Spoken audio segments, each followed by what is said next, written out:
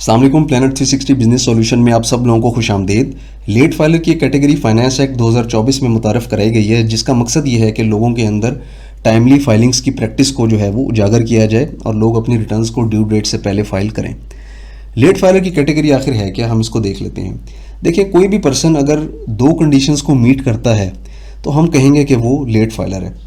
पहली कंडीशन है कि अगर कोई भी पर्सन अपनी रिटर्न को ड्यू डेट के बाद फाइल करता है तो वो लेट फाइलर होगा, और ये कंडीशन ऑफ कोर्स 1 जुलाई 2024 के बाद से है। फिर दूसरी कंडीशन ये आती है कि हम उस पर्सन की जो पिछली 3 साल की जो रिटर्न्स हैं वो हम देखेंगे कि वो उसने टाइम पे फाइल की हैं या नहीं की। अगर उन 3 सालों के रिटर्न्स में से कोई एक भी रिटर्न अगर उसने टाइमली फाइल नहीं की तो हम उसको कहेंगे कि वो लेट फाइलर में आता है। हम इसको एक एग्जांपल से देख लेते हैं ताकि किसी भी किस्म की कन्फ्यूजन ना रहे। फ़र्ज़ करें आज 31 जुलाई 2024 है जब मैं ये वीडियो रिकॉर्ड कर रहा हूँ, और कोई बंदा मुझसे कहे कि अगर हमने देखना हो कि आज की तारीख में कौन बंदा लेट फाइलर है या नहीं है, तो वो हम किस तरह से देखेंगे।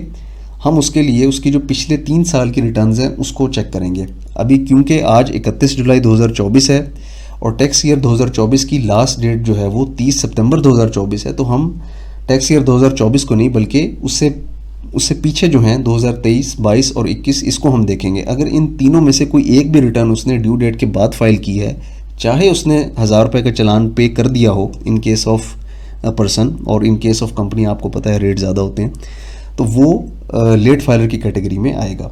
लेकिन अगर तीनों की तीनों उसने टाइम पे फाइल की हैं, ड्यू डेट से पहले की हैं, तो वो नॉर्मल फाइलर की कैटेगरी में आएगा।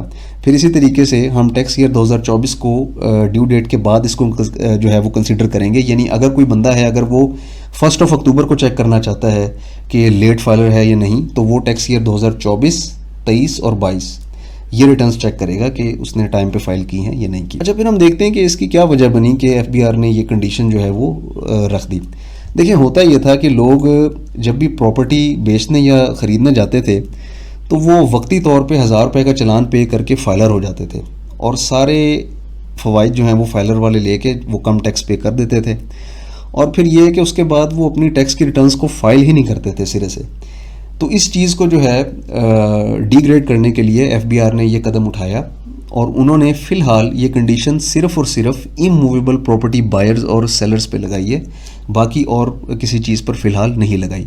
यानी कि अगर आप प्रॉपर्टी सेल करने जाते हैं तो 236C का जो एडवांस टैक्स है वो जो है आपका लेट फाइलर की कैटेगरी में आएगा अगर आप लेट फाइलर हैं। और फिर इसी तरीके से अगर आप बायर हैं तो 236K का जो एडवांस टैक्स है वो भी आपका लेट फाइलर की कैटेगरी में आएगा, इन केस अगर आप लेट फाइलर हैं। अगर आप ये देखना चाहते हैं कि फाइलर, नॉन फाइलर और लेट फाइलर्स के रेट क्या हैं, तो डिस्क्रिप्शन में आप चेक कर लें, मैंने लिंक दिया हुआ है एक वीडियो का, आप उस वीडियो में जाके वो रेट्स जो हैं चेक कर सकते हैं। चैनल को सब्सक्राइब कर लें ताकि इन्फॉर्मेटिव वीडियोज़ आप तक पहुँचती रहें। अल्लाह हाफिज़।